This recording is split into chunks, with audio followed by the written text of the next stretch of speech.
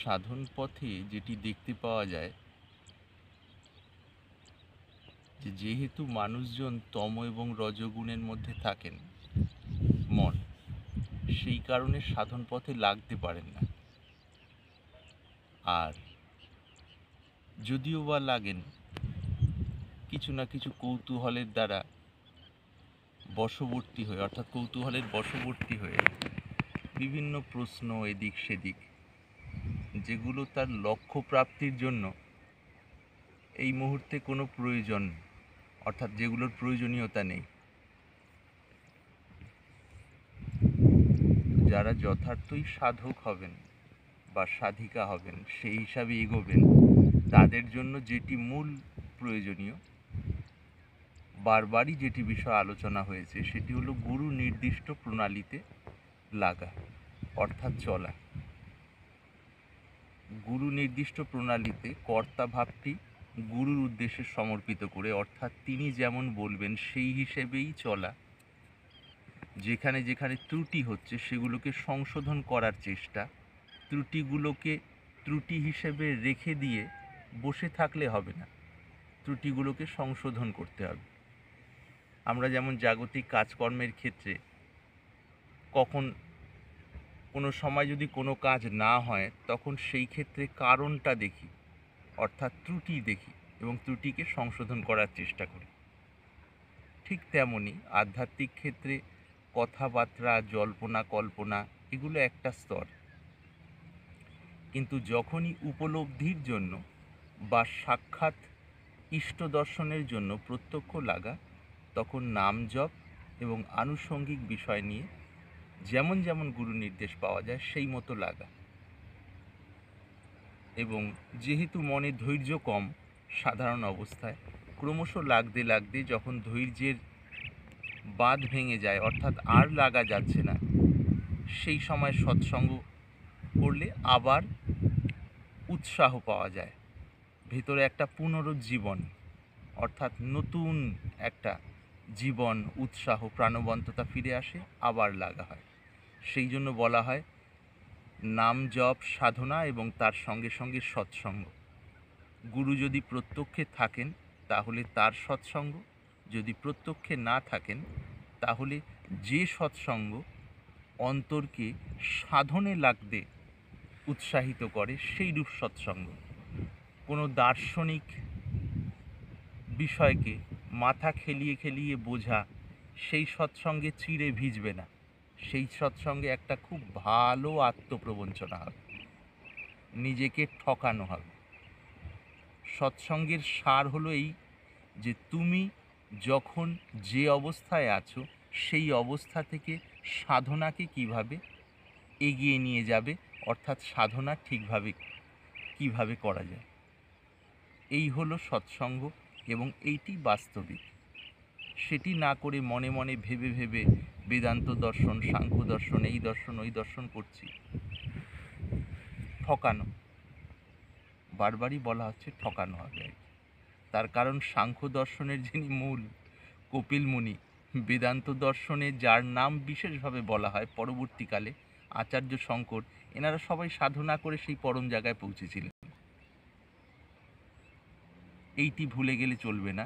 এবং একদম সাদামাটা তো কথা, যে স্থূল রজ তমগুণযুক্ত মন একটু প্রশংসা হলে খুশিতে উৎফুল্ল হয়ে ওঠে, একটু নিন্দা হলে একেবারে ভেতরে গোমরা হয়ে সময় কাটায়, এই মন নিয়ে কখনো ব্রহ্মতত্ত্ব বিচার বিশ্লেষণ করে কিছু হয় না।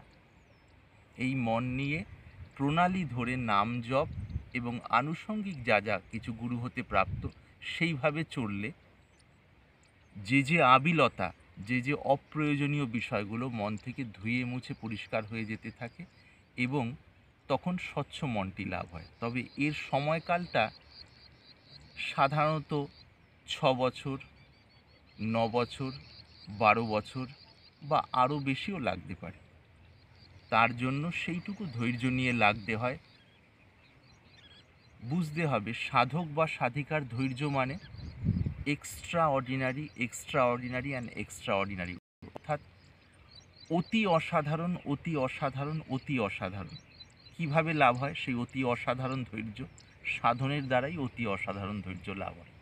তার কারণ সেই অতি অসাধারণ ধৈর্য লাভ হলে তখনই অন্তঃকরণটা সম্পূর্ণ সেই জায়গায় দাঁড়ায় যেখানে পরম তত্ত্বের অনুভূতিটি নেমে আসতে পারে, এবং সেই পথে চলতে চলতে ক্রমশ সদ্গুণের বিকাশ হয়। এইটি মনে রাখবেন। মূল হলো নির্দেশ পালন এবং প্রণালী ধরে চলা। না পারলে সৎসঙ্গ, সৎসঙ্গে উৎসাহের পুনরুজ্জীবন, অর্থাৎ আবার নতুন করে উৎসাহ পাওয়া, আবার সাধন পথে লাগা। আবার আটকে গেলাম, আবার সৎসঙ্গ, আবার উৎসাহিত হওয়া, আবার সাধন পথে লাগা। ক্রমশ এইভাবে করতে করতে সাধন পথে অগ্রসর হতে থাকে এবং সাধক সাধিকার মন স্থূল ভূমি থেকে ক্রমশ সূক্ষ্মাতি সূক্ষ্ম ভূমিতে পৌঁছয়। তখন অন্তরের পরম নির্মলতাটি নেমে আসে। নির্মলতা বললে জাগতিক মানুষ বোঝেন যে তাদের মনের যে বর্তমান অবস্থা সেই নির্মলতার কথা বলা হচ্ছে না। এখানে নির্মলতা মানে দিব্যতার দিকে নজর রেখে বলা হচ্ছে, যেখানে স্থূল কামনা বাসনা থাকবে না এবং নিস্তরঙ্গ পরা শান্তির অনুভূতি ধীরে ধীরে ফুটে উঠতে থাকবে, এবং প্রত্যেকটা মানুষের প্রতি হৃদয় থেকে সেই প্রকার ভালোবাসা আসতে থাকবে যেমন নিজের প্রতি নিজের ভালোবাসা বর্তমানে আছে। এইটি ক্রমশ বাড়তে থাকবে। বিশ্ব সৌভ্রাতৃত্ব যেটা আমরা বলি, বা ইউনিভার্সাল ব্রাদারহুড বলে যেগুলো আমরা শব্দ পাই বর্তমানে, সেই ব্যাপারগুলো মানতে হয় না, মনের ভাবনায় বানিয়ে বানিয়ে ধারণ করতে হয় না, চিন্তা ভাবনা করতে হয় না। যথার্থ সাধন যদি হতে থাকে ক্রমশ সেই ভাবনাগুলো বিকশিত হয়। এই চলার পথেই, সিদ্ধাবস্থায় পৌঁছতে হয় না, চলার পথেই এগুলো বিকশিত হয়। কাজেই ওই বলা হয়েছে, হরের নাম হরের নাম হরের নামৈব কেবলম কলৌ নাস্তেব নাস্তেব নাস্তেব গতিরন্যথা। কলিযুগে হরিনাম হরিনাম হরিনাম এছাড়া দ্বিতীয় কোনো গতি নাই। অর্থাৎ সাধারণ মানুষের শরীর মন ঝাঁঝরা, স্থূল তম রজগুণে ভরপুর, কোনো একটি জায়গায় লেগে থাকার বছরের পর বছর সামর্থ্য নেই। স্থূল রিপুর টানে লক লক করে মন এদিক সেদিকে দৌড়চ্ছে। 2-4 দিন, 2-4 সপ্তাহ, 2-4 মাস লাগতেই ছেড়ে দে মা কেঁদে বাঁচি বলে এমন দৌড়, তাকে আর দেখতেই পাওয়া যাচ্ছে না পথে। এগুলো হলো স্থূল পাতি মনের অবস্থা। পাতি মানে চিপেস্ট, সস্তার থেকেও সস্তা মনের অবস্থা সাধনের সাপেক্ষে। সাধন ভজনের মধ্যে দিয়ে গিয়ে সেই পরম দিকে যেতে গেলে এই মনের রূপান্তর দরকার। এগুলোকে যদি বলি যেটা যেখানে যেমন আছে ঠিক আছে, তাহলে ভাবের ঘরে চুরি করা হবে। জগতের খাওয়া দাওয়া, থাকা, বংশবৃদ্ধি করা এগুলো হবে, তার মধ্যে হৃদয়টা ঝাঁঝরা হতে থাকবে, সুখ দুঃখের বিভিন্ন ধাক্কাধাক্কিতে জীবন বয়ে নিয়ে চলা হবে, আর ভেতরের ওই সেন্টিমেন্টগুলোকে, তথাকথিত আবেগ প্রবণতাগুলোকে প্রশ্রয় দিয়ে দিয়ে একে অপরের সাথে সম্পর্ক স্থাপন করে ওই শাক দিয়ে মাছ ঢাকার মতো সম্পর্কগুলোকে আগলে আগলে নিয়ে চলার একটা চেষ্টা করা হবে, কিন্তু ভেতরে ভেতরে সমস্ত বিষয়গুলো থাকবে প্রাণহীন। তার কারণ পুরো বিষয়টাই হচ্ছে একটা স্থূল মনোজগতের থেকে, স্থূল অবস্থা থেকে। সেখান থেকে পক্ষান্তরে যখনই সাধন পথে লাগা হবে, এবং সাধন যদি সাধনের মতো সাধন 3টে বছর হয়, 3টে বছর একদম গুরু নির্দিষ্ট প্রণালীতে, তাহলে লক্ষণীয়ভাবে পরিবর্তন আসবে। তার ফল আসবে তার অন্তঃকরণে, তার স্বাভাবিক জীবনে, এবং তার সম্পর্কের মধ্যেও তার প্রভাব আসবে, এবং ক্রমশ সেইভাবে এগোতে থাকা হবে। কাজেই বুঝতে হবে, যারা যথার্থ সাধক আর চালাকি নয়, আর ঠকানো নয়, অন্যদের ঠকানোর চেষ্টা করে নিজেকে ঠকানো নয়, সাধন ভজন না পারলে স্বীকার করা যে আমি পারছি না, কি করে পারবো তার জন্য চেষ্টা আরও করতে থাকা। শুধু উপদেশ শুনে বসে থাকলে হবে না, ভেবে ভেবে বুঝে থাকলে কিচ্ছু হবে না, করতে হবে। যতক্ষণ কর্তা ভাবটি আছে ততক্ষণ করতে হবে। করার চূড়ান্ত অবস্থায় যখন এই অনুভূতিটি হবে যে করার দ্বারা কিছু হচ্ছে না, তখন স্বাভাবিকভাবে সমর্পণ হবে। কাঁচা মনের অবস্থায় কেউ যদি ভেবে নেন করার দ্বারা কিচ্ছু হচ্ছে না, তাহলে আবার ফাঁদে পড়বেন, অর্থাৎ ভাবের ঘরে চুরি করা হবে। কাজেই কাঁচা মনের অবস্থায় অর্থাৎ অসিদ্ধ অবস্থায় সাধন করাটাই একমাত্র কর্তব্য। তার সাথে সাথে পারিবারিক এবং সামাজিক জীবনে তার একটা সুন্দর প্রভাব ফুটে উঠবে।